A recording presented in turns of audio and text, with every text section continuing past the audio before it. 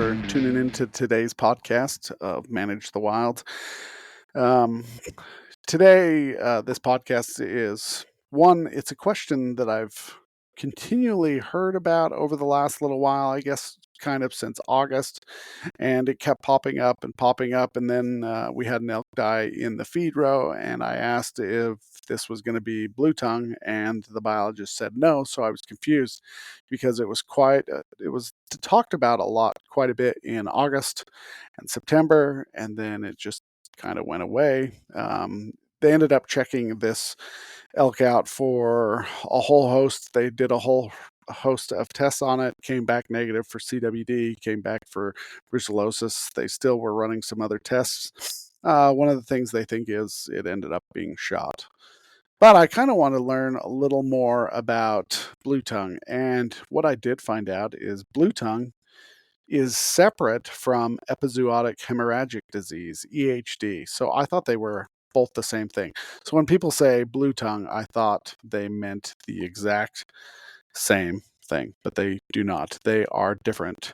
So epizootic hemorrhagic disease we're going to talk about today, and blue tongue. What they are is they're viral diseases. Viral meaning something similar to COVID. That's how it works. Close contact. They're coming in close contact with another animal that's infected. Elk, deer can get it. Ruminant animals is ones that are really affected by it. So you can see it in other ruminants, cattle, and sheep.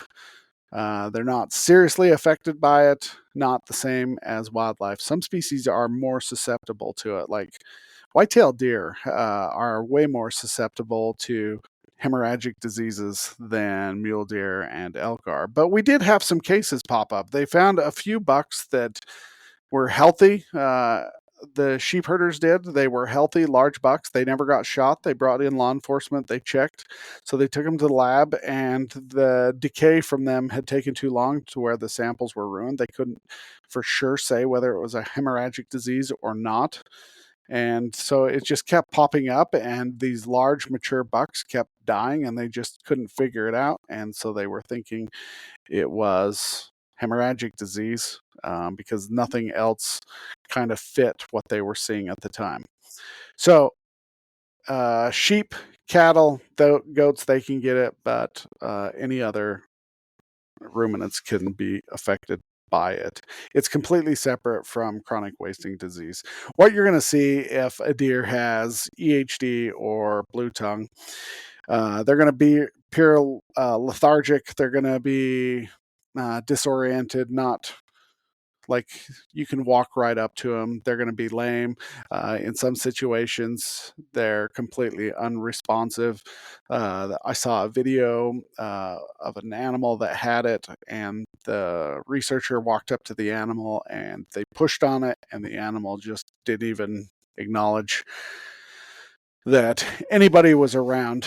And one thing that gets really common that they'll see, one of the big signs that it has it, is they'll start to salivate excessive and they'll start to foam. And it kind of gives you that scary rabies, foaming at the mouth, you better run for your life type feel.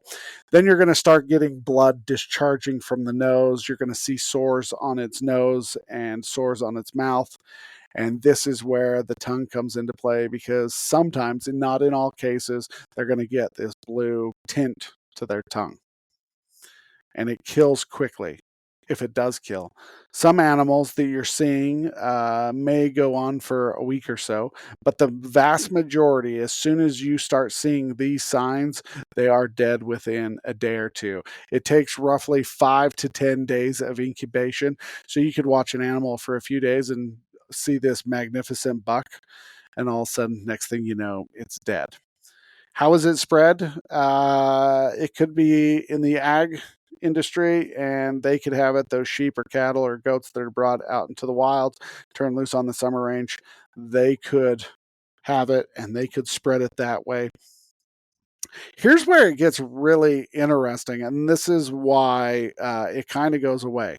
But this is also a situation where feed rows may not be great. This kind of really pops up in areas that are wet and muddy and humid. and all these animals. So, like, think of late summer in the bottom of these canyons where the only water in these hot landscapes are right at the bottom. So all the animals are congregating.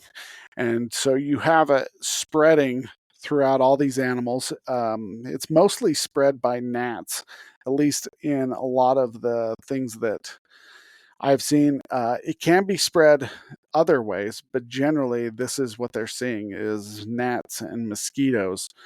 And once it gets colder, it kind of dies out. And that's because the animals are spreading out farther apart, and those disease carrying gnats, they can no longer fly in cold weather. And so it just kind of goes away.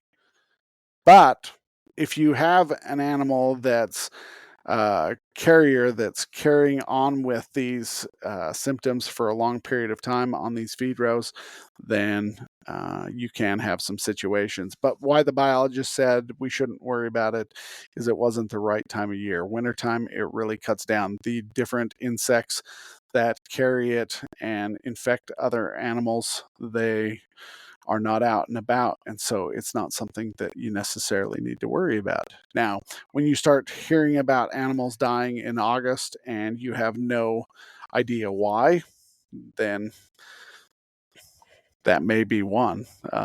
There's hundreds of different things that could be affecting animals out there. We had an elk die that we pulled off the feed row. I pulled off the feed row the other day. The biologist wanted to take the collar today, so we took a look at the elk, flipped the elk over, and it had a blown front shoulder, completely destroyed, and the entire thing was gangrene and basically died from infection. It looked like it had been shot low. If you line up where its body was, it was just right below the brisket on that front shoulder. It had hit right where that elbow joint was, and basically just turned into a sack of infection, and the elk ended up wasting away and dying. So again, just like last podcast, pick your shots carefully, but you don't have to worry about. Seems like you don't have to worry about EHD or blue tongue because they are separate as soon as it moves into winter time. All right, that's what I have learned today. Hope you guys have a great day. Stay wild.